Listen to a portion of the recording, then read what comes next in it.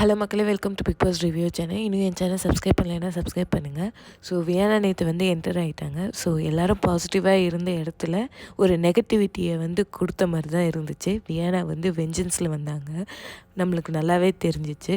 இவங்க தான் வக்கரமாக வந்த மாதிரி எனக்கு தோணுச்சு. அண்டு இவங்க வந்து பார்வதிக்கிட்ட எல்லாம் பேசிட்டு வந்த மாதிரி தான் எனக்கு தோணுச்சு. அண்டு இவங்க பார்த்தீங்க அப்படின்னா எல்லாத்த பற்றியும் வந்து சொல்லிகிட்டு இருந்தாங்க. சபரி ஒரு மிக்சரு, ஈவிலுக்கே ஈவிலு, வக்ரம், இந்த மாதிரிலாம் நிறைய பேர்த்த சொல்லிகிட்டே இருந்தாங்க. அண்ட் இந்த இடத்துல வந்து பார்த்திங்க அப்படின்னா வினோத் வந்து ஸ்லைட்டாக சேஞ்ச் ஆன மாதிரி நம்மளுக்கு தெரியுது.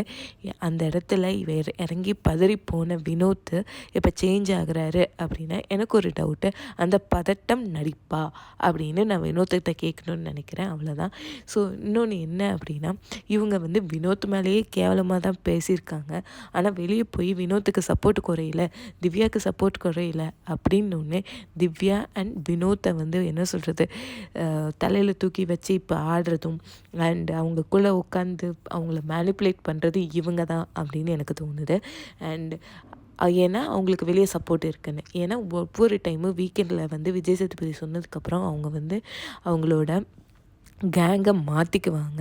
அப்படி இருக்கும்போது இதுவும் நடிப்புன்னு தான் எனக்கு தோணுது.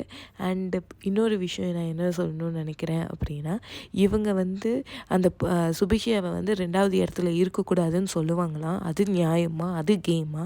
ஆனால் அந்த பொண்ணு வந்து இவங்களை வந்து நாமினேட் பண்ணக்கூடாதான். இதெல்லாம் என்ன ஒரு இது அப்படிங்கிற மாதிரி இருக்குது. அண்ட் இவங்க வந்து விஷன்னு சொல்லுவாங்களாம், அவங்க வந்து சாண்ட்ரா வந்து விஷன்னு சொல்லக்கூடாதான்.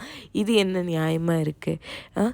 இந்த பொண்ணுக்கு வந்து அவங்க வந்து நாமினேட் பண்ணிட்டாங்க, அதனால் போயிட்டோம் அப்படிங்கிற கடுப்பு இருக்குங்கிறது வந்து நல்லா தெரியுது. ஏன்னா அவங்க டாப் 6ல் இல்லை அப்படிங்கிற மாதிரி ஃபீல் பண்ணுறாங்க, ஆதங்கம் இருக்குது, இதெல்லாமே தெரியுது. ஆனால் பொறாமை எதுக்குங்க உங்களுக்கு இருக்குது அப்படிங்கிறது தான். அதனால் எல்லாருமே போட்டு கலைச்சி விட்டுட்டாங்க. ஆமாங்க, நீங்கள் வெளியே போயிட்டு தானேங்க வரீங்க, வெளியே போயிட்டீங்கல்ல, எதுக்குங்க தேவையில்லாமல் பேசுங்கன்னு சொல்கிறாங்க. அதை உடனே கடுப்பாயிடுச்சு போல் இந்த அம்மாவுக்கு. இந்த அம்மா சரியான ஃபேக்குன்னு நினைக்கிறேன். லவ் கண்டென்ட்டு தான் பண்ணியிருக்குங்கிறத எக்ஸ்போஸ் ஆகிடுச்சு. ஏன்னா விக்ரம் மேனிப்புலேட் பண்ணிட்டாங்க அப்படிங்கிற ஒரு வார்த்தையை சொல்கிறாங்க. ஏன்னா விக்ரம் தான் ஸ்டார்டிங்கில் ஒரு இதில் சொல்லியிருப்பார், நீங்கள் லவ் கண்டென்ட் பண்ணுங்கள் எஃப்ஜே கூடன்ட்டு. ஸோ அதை தான் அந்த அம்மா 60 டேஸ்க்கு அப்புறம் அந்த அம்மா ட்ரை பண்ணிச்சு. அது ஃப்ளாப் ஆகி வெளியே போயிடுச்சு. அதோட ப்ராங்க்கும் ஃப்ளாப் ஆகிடுச்சு. அது போய் இப்போ உட்காந்து அழுவுது, பிக் பாஸுங்குது. இதெல்லாம் ரொம்ப கிரிஞ்சாக ஓவர் ஆக்ஷனாக இருக்குது. ஆக்டிங்னா ஆக்டிங்கே இந்த அம்மா கிட்ட இருந்து தான் கற்றுக்கணும். இந்த அம்மாவுக்கும் சீரியல் வரும்னு நான் நினைக்கிறேன்.